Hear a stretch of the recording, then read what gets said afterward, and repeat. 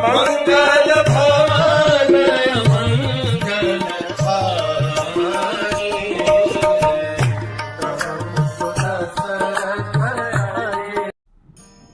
अरे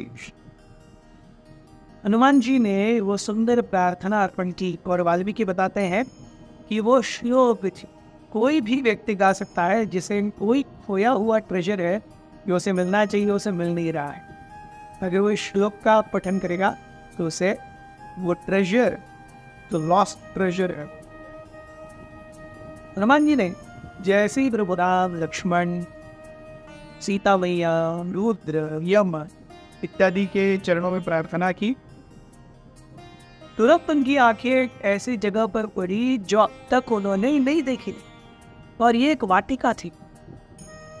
ये रावण के महल से थोड़ी सी दूर एक ऐसी जगह पर जहां पर पूरी तरह पहाड़ों की खाई है, और उस खाई में जैसे एकदम से सब कुछ दिखेगा नहीं, वैसे वो वाटिका स्थित थी। इसलिए अब तक हनुमान जी की आंखें वहां पर नहीं गई थी। हनुमान जी ने देखा, अरे यहाँ पे कुछ तो होना चाहिए। आई एम नॉट स्कैटर्ड और I am not got through this area of Lanka. और वहां की सुंदरता और नयनरम्यता देख करके हनुमान जी को उस बात के प्रति आकर्षण हुआ। वो तुरंत अपने साइंस को और छोटा किए। पहले ही वो एक छोटी बिल्ली के आकर के वो और छोटे किए और फुदक फुदक करके उस वाटिका की ओर जाने लगे। वो देखते हैं इस वाटिका में जगह जगह पर अशोक के वृक्ष हैं। इतने सुंदर मनमोहक झरने बह रहे हैं, झरने गिर रहे हैं, नहरें बह रही हैं, तालाब हैं, हर जगह सुंदर मुलायम घास है, अशोक के वृक्ष है, छोटी छोटी बेल्स पेड़ों पर लटकी हुई हैं। थोड़ा सी हवा जाएगी तो उसमें चिन चिन चिन चिन चिन चिन जैसे नुपुर की आवाज आएगी, वैसे वो उसमें से चिन चिन चिन चिन आवाज आती है।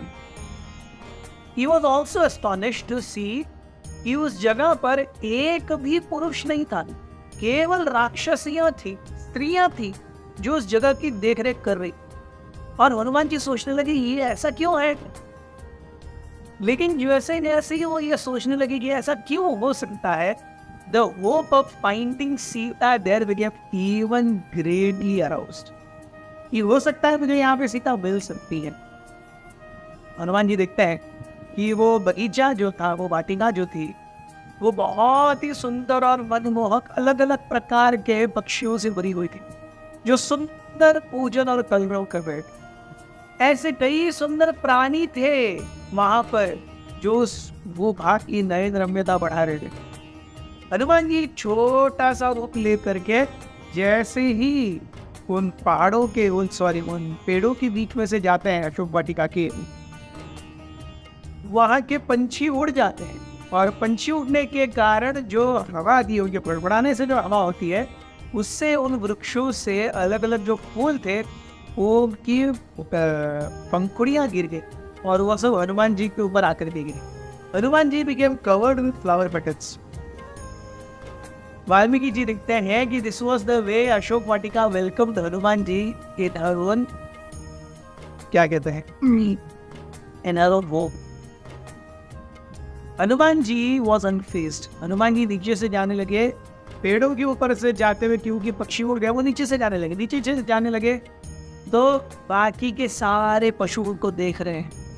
And they are getting fazed. अब ये कौन व्यक्ति है, ये कौन जानवर है, अब तक हमने देखा नहीं है। जाते जाते उन्होंने देखा कि एक ऐसा वृक्ष है जो बहुत ही सुनहरा दिख रहा है। It is golden. How can a tree be golden? Hanuman ji कौतूहल से आगे जाने लगे। उन्होंने देखा कि अरे वो वृक्ष गोल्डन नहीं है, उसके नीचे का जो चबूतरा है वो पूरा स्वर्णिम है, और उस चबूतरे पर जो सीढ़ियां जा रही है वो भी स्वर्णिम है, और उन स्वर्णिम चबूतरों और सीढ़ियों का जो प्रतिबिंब है वो उस बड़े अच्छे वृक्ष के तने पर पड़ रहा है। उससे वो वृक्ष का तना भी स्वर्णिम दिख रहा है।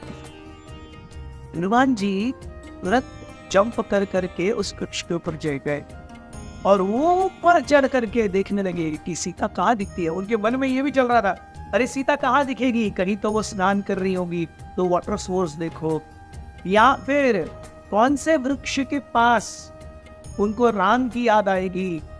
हनुमान जी ने राम को देखा था तो राम का वो वर्ण जानते थे, तो राम का वर्ण होने वाले वृक्ष कौन से होंगे, उनके पास सीता दिखेंगी क्या, ये सोच करके उस वाटिका का बहुत ही मतलब with the bird's eye view Hanuman ji निरीक्षण करने लगे।